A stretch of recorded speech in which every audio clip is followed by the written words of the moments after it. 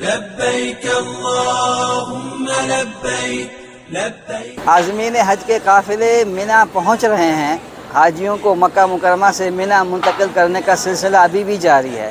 بیرون ملک سے آنے والے عازمین کی 90% تعداد مینا پہنچ چکی ہے، جبکہ اندرون ملک سے آنے والے عازمین اس وقت مکہ مکرمہ میں ہیں اور وہاں پر طواف اور عمرہ کرنے کے بعد ظہر سے پہلے یہاں پر پہنچنے کی کوشش کریں گے۔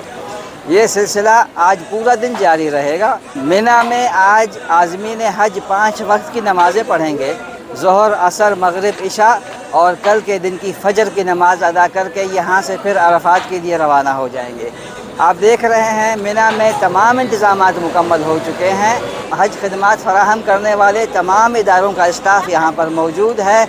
اس کے علاوہ صحت عملہ، سیکورٹی، حج سیکورٹی فورس، والنٹیئرز، اسکاؤٹس، تمام ادارے، صحت ادارے، جتنے بھی ادارے ہیں سب کے سب یہاں پر موجود ہیں اور حاجیوں کی آمد کے منتظر ہیں۔ حاجیوں کی منتقلی کا عام انتہائی سلیس انداز سے ہو رہا ہے۔ ابھی تک کوئی بھی ایسا کوئی حادثہ یا کوئی واقعہ پیش نہیں آیا۔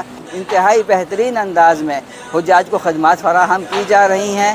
حج کے حوالے سے مزید اپڈیٹ رہنے کے لیے وزٹ کیجیے urdunews.com۔ ان الحمد والنعمت لک